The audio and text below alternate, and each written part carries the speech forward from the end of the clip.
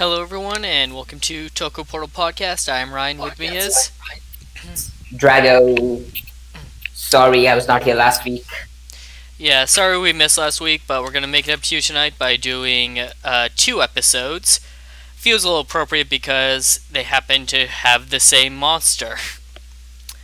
Uh, starting next week, we're actually going to be pushing back the start time for Beast Morphers by a half hour.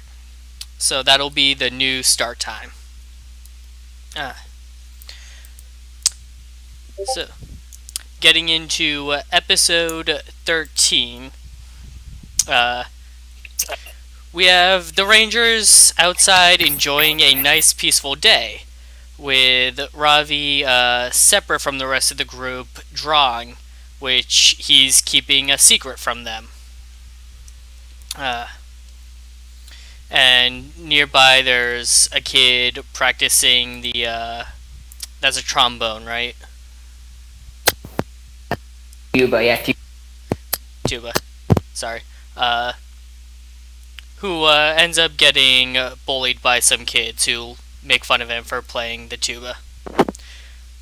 So this is a whole episode about just not letting others judge you for what you like.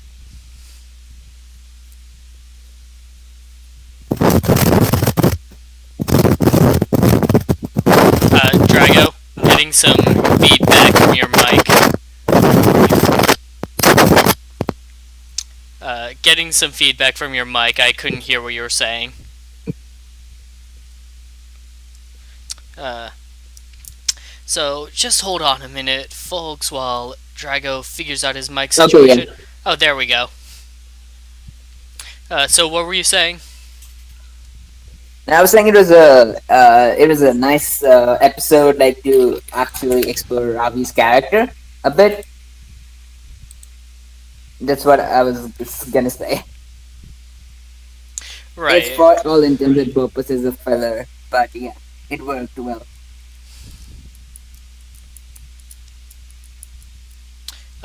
And the kid who got bullied puts his tuba in the trash, and Ravi goes over and talks to him and tries to motivate him, and decides hey, why don't I give you a martial arts lesson at the gym, because he teaches martial arts at the gym.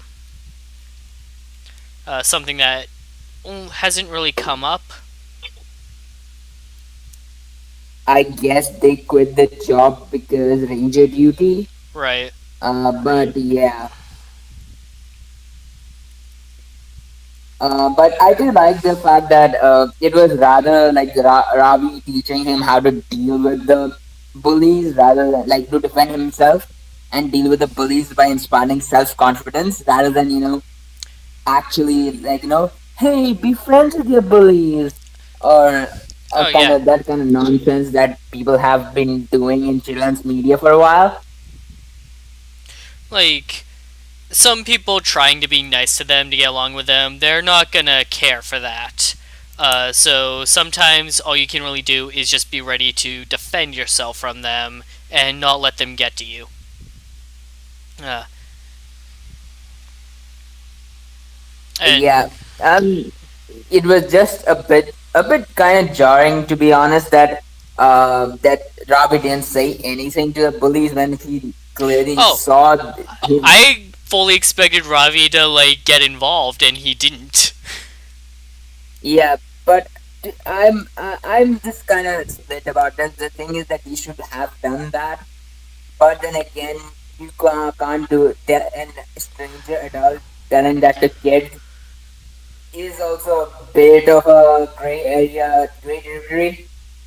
So yeah.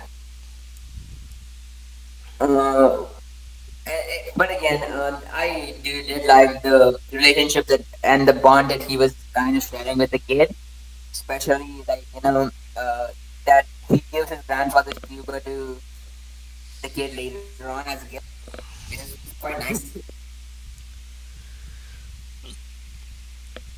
Uh, so Roxy sees a chance in uses the thrown away tuba to create her next Robotron, one that can create blasts of high sonic noise so that she can try and entice Devin to use his cheetah speed to collect the last remaining part. Right? Yeah. Alright. Uh, the first encounter goes poorly, but uh, Squirrel has an idea for how to make the robot more effective. Meanwhile, at the gym, Ravi begins teaching the kid some different martial arts moves. Some. Oh, wait, can you hear me? Makes it better, or Uh, vice versa. okay, sorry, could you. How much of that did you hear? Um. Okay, I heard quite a bit, but uh, So, uh, okay. I noticed that didn't Hmm. seem like I was going through. So Ravi is teaching the kid some martial arts moves, some simple, some more advanced that would take like more than just a day to learn.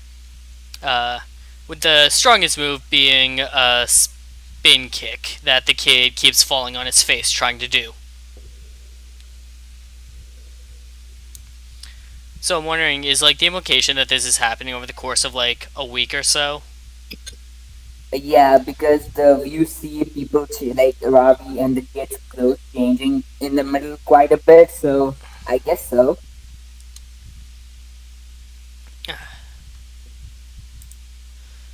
Because I don't think that's happening in the course of one day.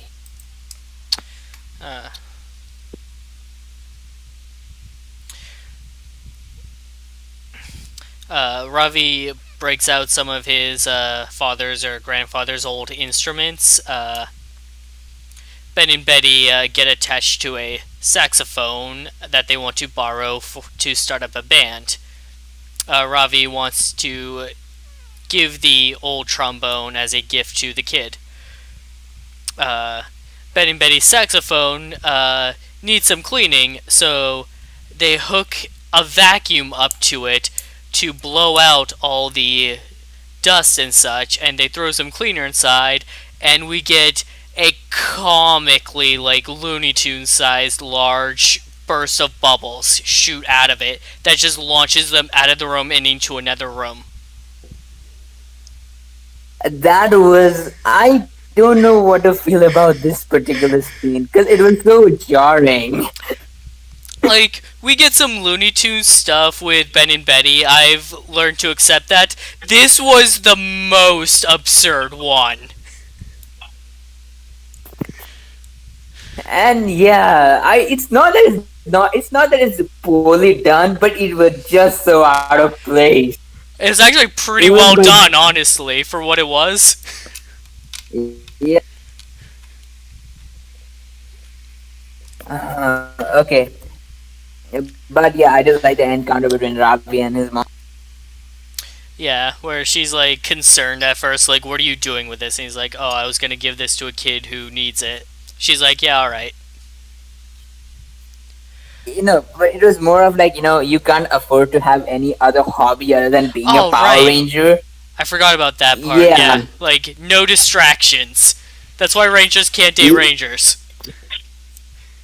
That'd be and now you understand where Ravi is coming from, and that was a moment where like I realized like why Ravi's character is the way it is. I know the actor has been, as far as like facial expression goes, like in the first I think the first half of the show, he wasn't doing a great job at portraying that because it's quite a difficult emotion to portray the stoicness while still being expressive. So I didn't fault him completely for that, but even then, like I could understand a good amount of his reasoning behind everything. But this episode and kind of the next episode gives a lot of context and pressure, and what pressure has been going on with Ravi.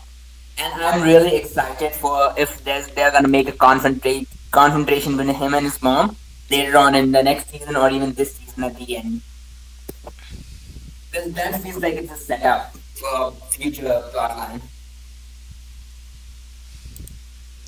Uh, so at another like training session at the gym, the kid sees Ravi's artwork and he thinks it's really good, but Ravi, as an artist, thinks that, he sees all of his mistakes that are a lot more highlighted to him, so he doesn't think very much of it, which is why he hides it from the others.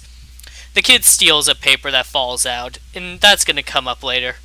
Uh, Meanwhile, Nate rigged all of the Gigatron sensors to alert them if it detects any tuba noises, which it does. It detects the kid playing the new tuba that Ravi gave him in the park, so they go to check it out. And Roxy sees this as an opportunity to just go and ambush them while they're there. With the new upgraded Robotron that's a lot stronger.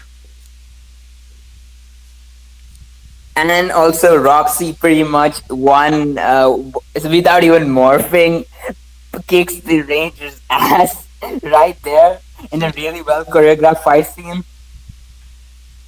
Like, the choreography in this show is really good for what it should be. Yeah, because you get to see like why Roxy is a badass. I wish we got more of that with Blaze as well, but I'm hoping they do that like Like, soon enough. everything about this like collecting the DNA arc has shown how competent and capable Roxy is and how incapable Blaze is. Roxy deserves to Yeah, win this. and I think she might, but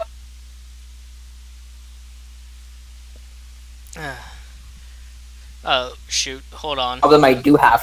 You can't, you show one character. I mean, Roxy, Blaze and Roxy is supposed to be the two generals of the show. You can't, and it should be a competition. You can't show one villain being extremely competent and the other one being extremely incompetent. I mean, it's technically not his fault, the plan, but again, the way they portray it in the show just makes it out to be a lot worse than what actually is happening. Which is why I just feel bad for Blaze, and I feel that they actually need to build him up also to become a better villain.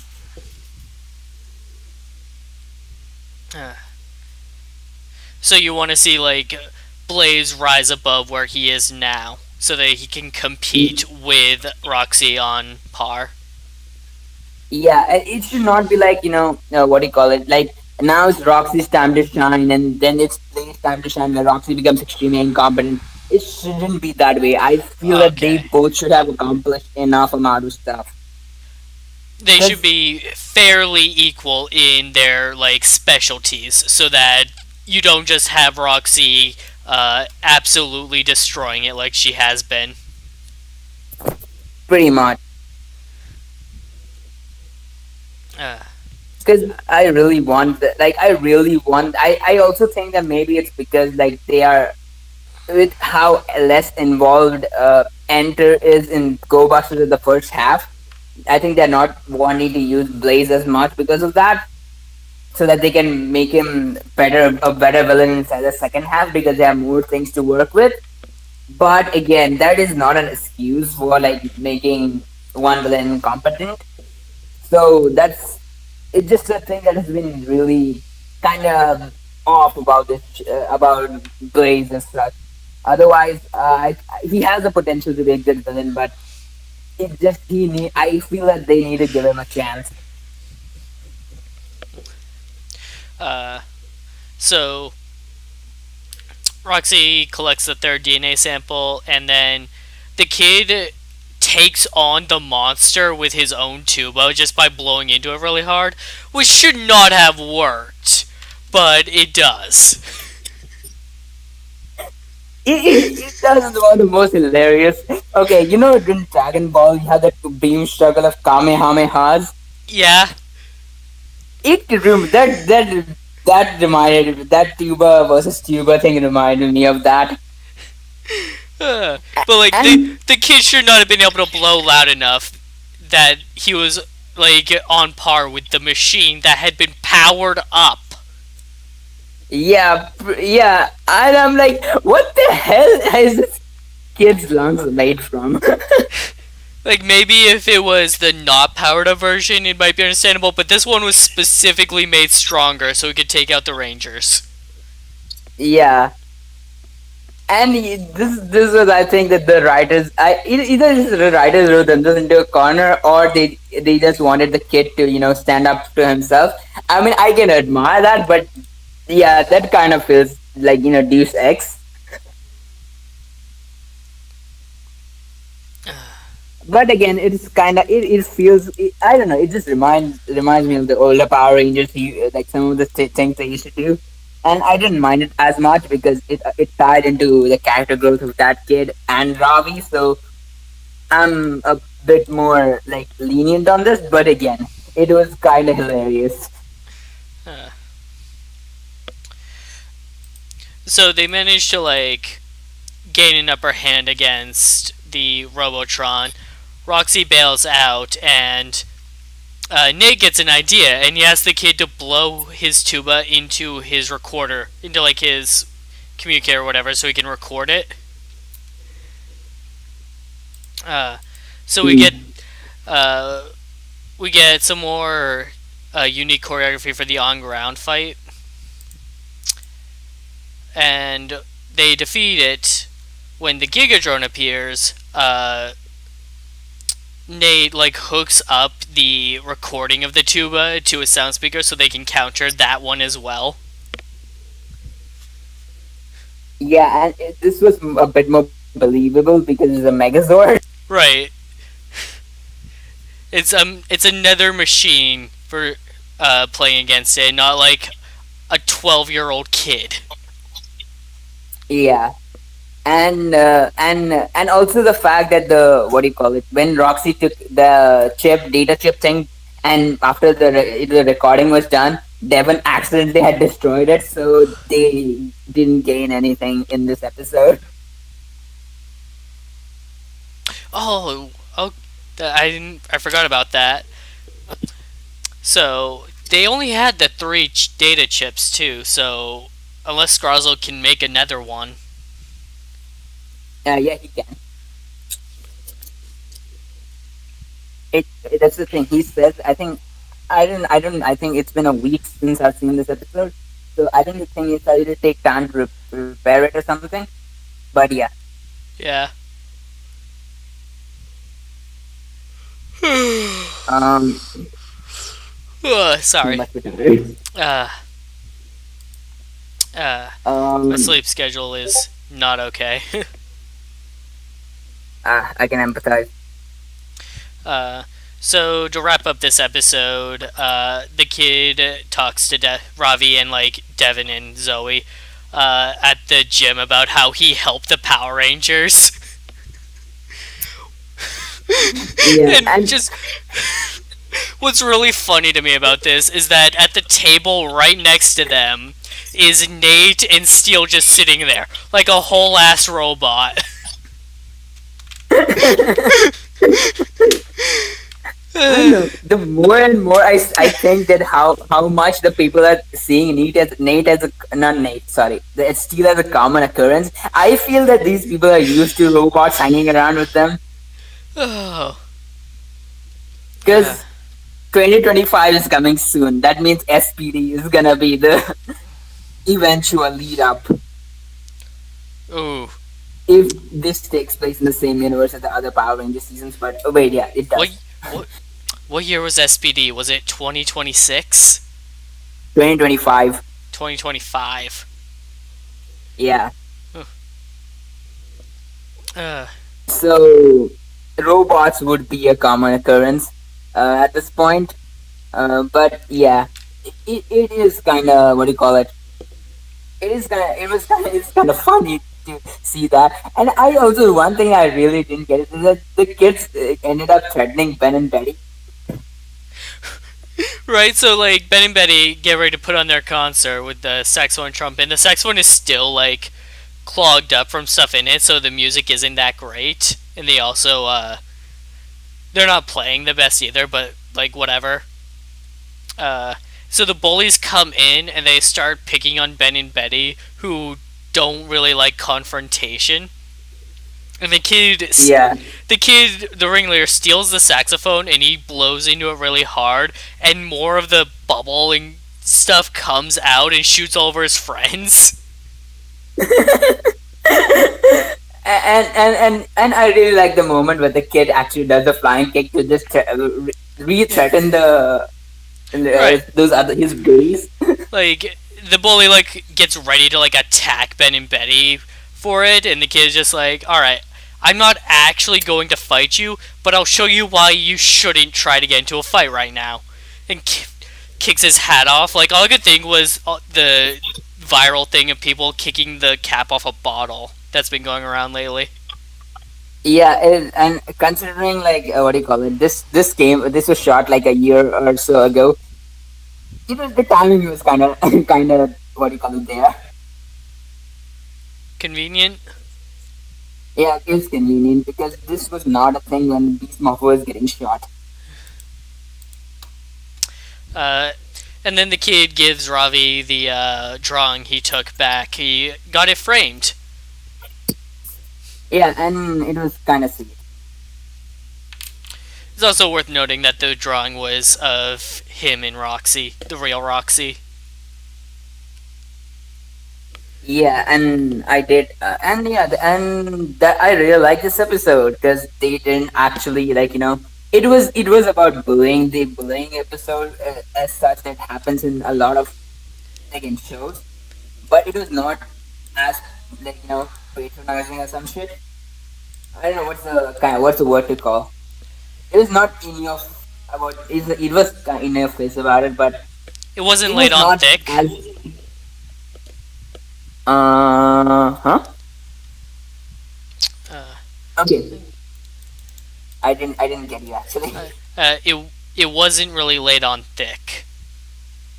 Yeah, it wasn't really on thick, and also the fact that I know I think I mean these kind of stories about bullying can go deeper, but the problem is a lot of people kind of don't understand how it works and such. God. So I in this and but in this show instead of focusing on the bullying aspect, it's rather about self confidence and standing up for yourself, which I really I think it was last month I saw a movie in theaters called Ma, uh, which I thought was going to be like a psychological thriller. And I knew that like going in, oh, it has an anti-bullying message because bullying is what drove this lady to be a psychopath. No, the entire movie was just an anti-bullying message, and the horror movie starts in the last 10 minutes of the movie. Oh, Yeah, okay. I heard that would have been painful to get through. it was not great. so, so at least I'm really glad that they did this episode right. Yeah, this episode I did it think pretty well. Uh, you don't always have to like solve your problems with violence, but the kids never actually got into a fight. Like all the kid really did was just defend Ben and Betty. Like showed him like, hey, you're not going to like brute force us. We're not going to cave into that. yeah.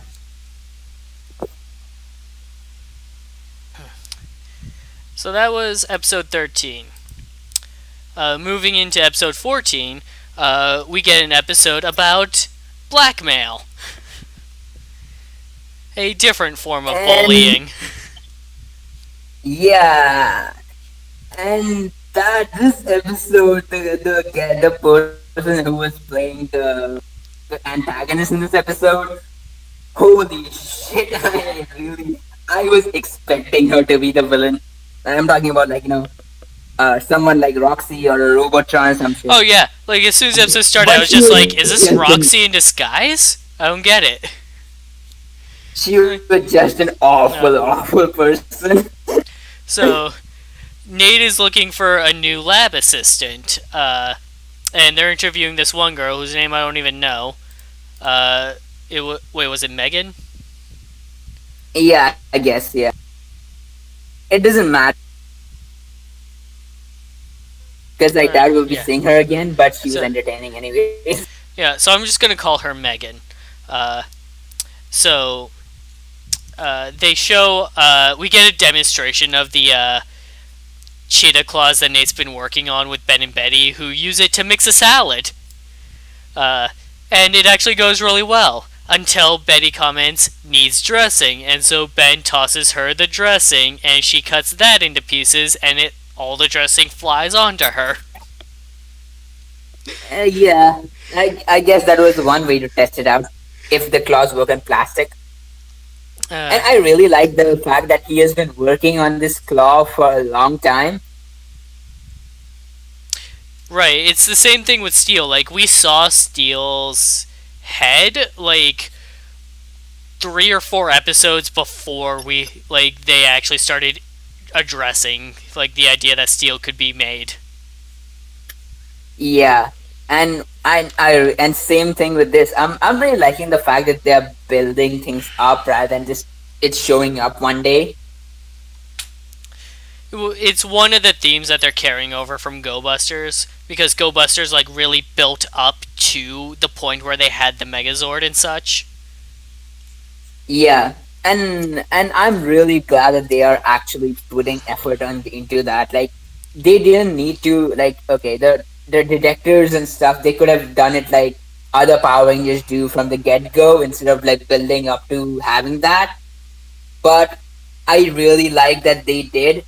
Same with the Megazord and with except with Nate and Steel. I think that didn't get enough. I don't think that got a build up for like them getting the Megazord as much. No, that one was just kind of glossed over.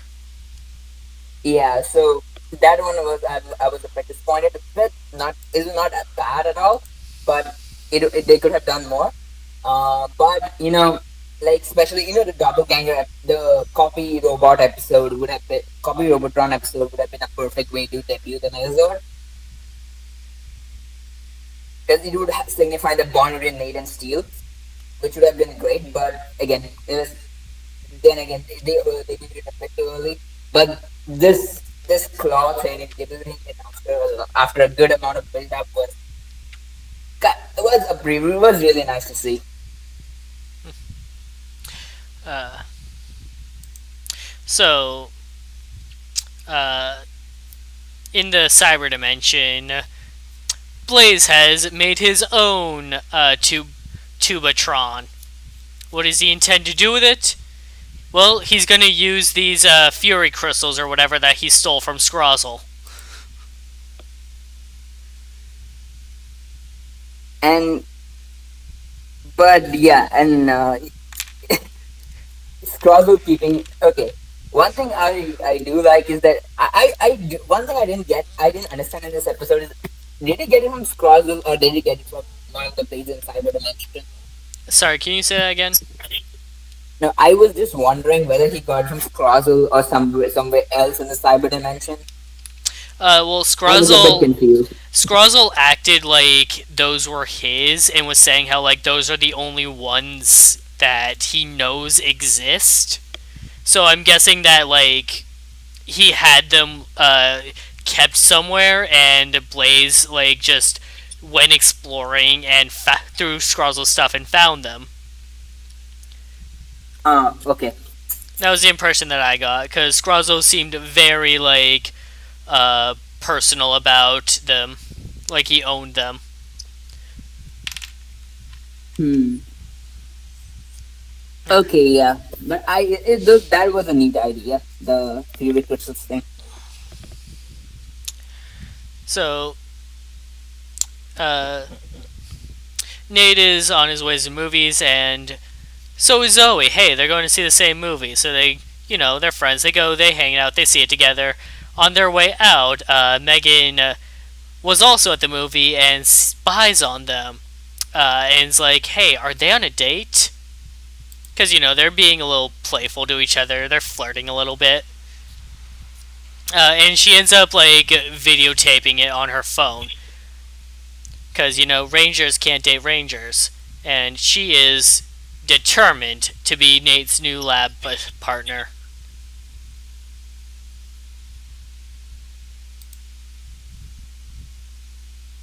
And yeah, the thing that followed this was incredible. I, I don't know how to explain this. This was a really good episode. Like, my only comment is, uh, if you're going to blackmail a Power Ranger that works at the same company as you, you're pretty much asking to get fired. Yeah. Like, I don't know. I really don't understand how she expected this to play out, but we'll get to that later. So Blaze shows up. Oh, I also had this like weird 5 seconds where she like says how they're rangers, and I didn't think anything of it at first. And then when the Rangers go to fight and they transform and there's no one around, I was like, oh right, there's no one around because no one can know that they're Rangers. Wait, how did that girl know that they're the Rangers? Oh right, They work in the same she company. works at the same building. Like, Yeah, kind of hard to avoid that. pretty much. Uh, And that's where I also have a slight problem. If like the people in the Grid Battle Force know it and the only thing they have done is sign an NDA, how is their identity not public? And why? because in the Power Rangers universe, most people are just actually good people that wouldn't do something like ruin other people's lives for no gain. Oh yeah. Like, any of them could be like, hey, guess what? These are the Rangers' identities. And they wouldn't gain anything out of it. Like, they might think they would be known for being the person who expose Rangers' identities, but they wouldn't. People would forget their name in like 2 days because they'd be more focused on who the Rangers are. Mm. Yeah, that's kind of true.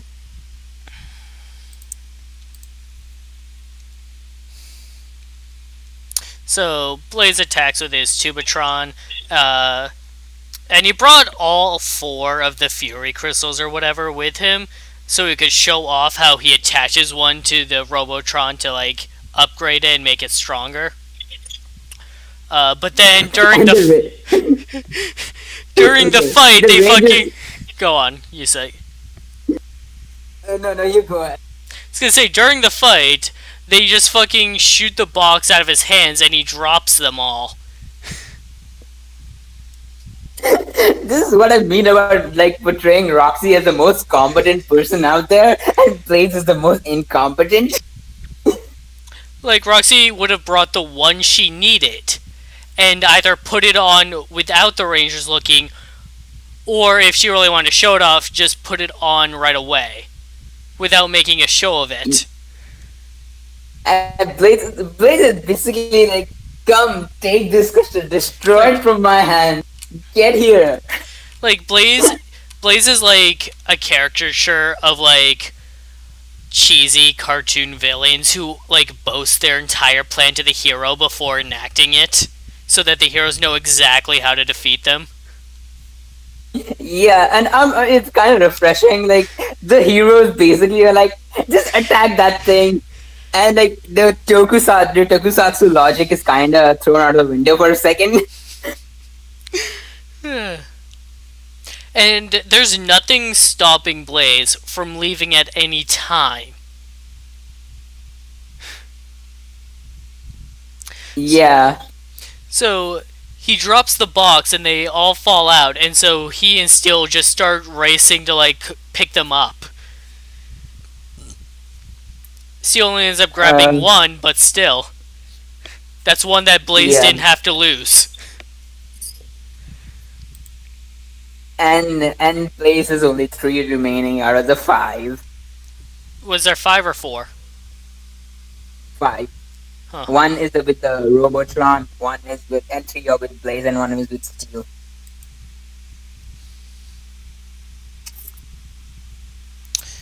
Yeah. So the powered up Robotron is too much for the Rangers and it damages their weapons, so they're forced to retreat. And we get a shot of Devin using his cheetah speed in civilian mode and never do that again.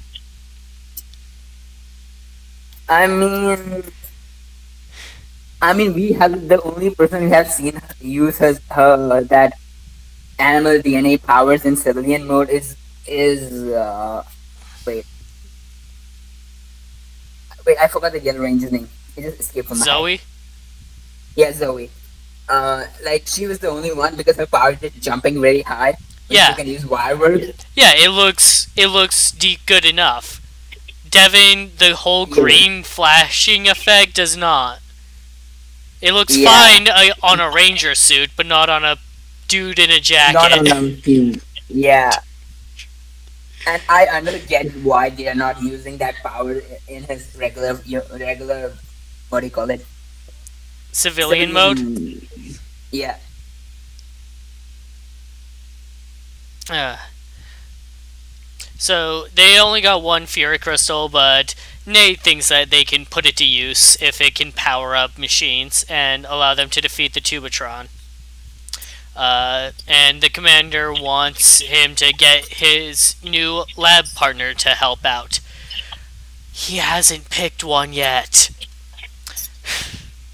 So yeah, he's indecisive, and so he trusts Joey's. Sorry, he trusts Zoe's judgment more because she's a better read of character, and asks her to make the decision. and then since she was getting blackmailed by Becky, Becky, we I've been calling her whatever her name Megan. was. Oh yeah, Megan, who gets blackmailed by Megan, and then she and Megan gets the job. Right. So like Megan confronts her about it. It's like, hey, you and Nate are chummy chummy, right? And shows her the video. You know, according to the rule book that I happen to have, Rangers can't date Rangers. And now you understand why Ravi was so scared of the rule, and you can see that rule affecting like other people, and that's what I really liked about it. I thought it was just like, and in the beginning I thought this would never get brought up with anyone other than Blaze and Roxy, but not Blaze and Roxy, sorry, Ravi and Roxy. But I really like that they are using that thing to create my tension between the other characters. Uh, and like say she does show the video to Commander Shah or whatever her name is. Like, what's the commander gonna do? Fire her Power Rangers? Yeah, I mean Nate can create more. What's she gonna do? Fire Nate? Oh right, that's also the point. Okay. No, I mean Joey would be fired, but Nate wouldn't.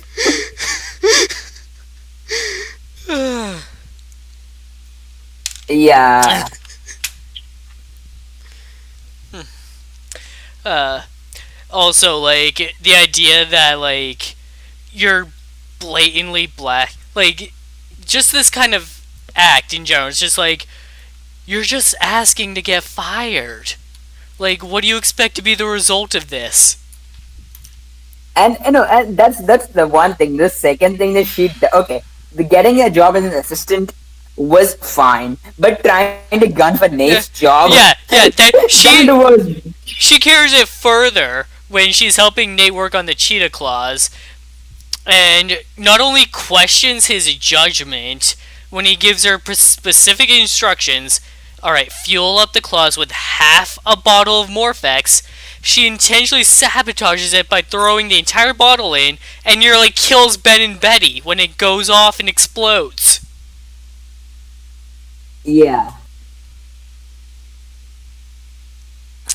And okay, I was not, I was, to be honest, right, I was not like, what do you call it, I was like, holy shit, the person has a lot of confidence in her abilities. That was my reaction, and I was expecting it to be a villain or a Robotron or something like that. But Like, no. her being an actual person was completely unexpected. Who just wanted a job. Like, she already worked in this building too. She was on Megazord maintenance. She wanted to transfer to the lab. She wanted to be in charge of the lab. Yeah, and Ah, using Nate's status as a ranger to do that. Oh, and then the commander basically, you know, right. firing her. Like Like you. she goes to the commander to tell her like about Nate's incompetence. So the commander being doubtful the entire time, like none of what you're saying sounds like Nate at all. And Zoe happens to be passing by and she's like, "Oh, what's going on?" And the commander explains like, "No, the Megan is just like, oh, Nate's not able to be a ranger and be the head of the lab at the same time.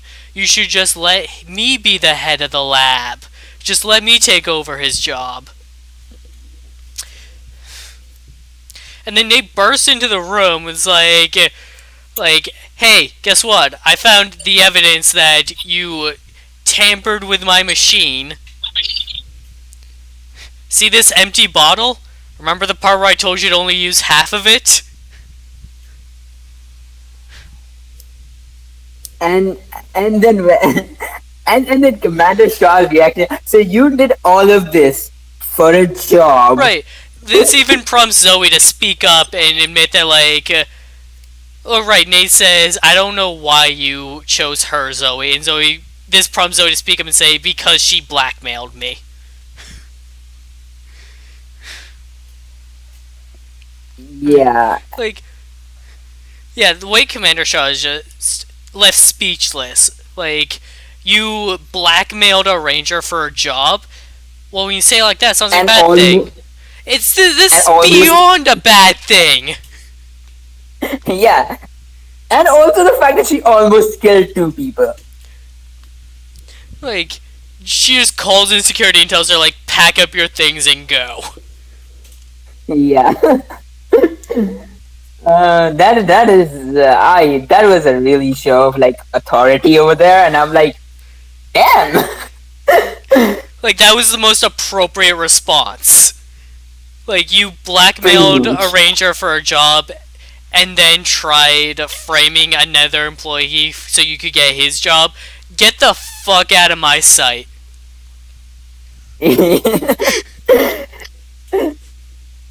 And then okay, yeah, let's continue. Right. Nate pleads that they weren't on a date, and Commander Shaw's just like, yes, I believe you. And then they go to fight the Tubatron again. Uh, Nate finished the preparations for Devin's upgrade, but it hasn't been tested. But you know what? They don't really have time for that. So Devin activates his effective battleizer, and it's pretty cool. And I really do like the show of like power and just absolute dominance while fighting against the Robotron. And that was some incredible choreography, like wire fu, as I like to call it. A lot of people do, but yeah, I really like that debut scene using that level of power against like Like, a Robotron that's powered up by the same thing, but because of Nate inventions, it's just been amped up. Devin gets attacked by Sonic Blast, and he flinches at first, but then he realizes, like, this does nothing to me. Cool. And he just runs in and charges him. Yeah, and absolutely destroys him. Uh, this is painted as a red only power up, but there are more Fury Crystals. Like, I'm kind of hoping we get a blue and yellow.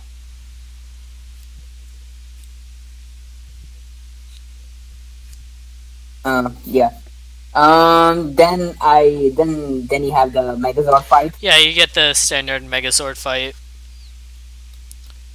Which, And okay, I actually like this. Like, because of the sensors alerting them when it's going to appear, Devin was fucking ready in his mech and just slashes it while it's still teleporting in.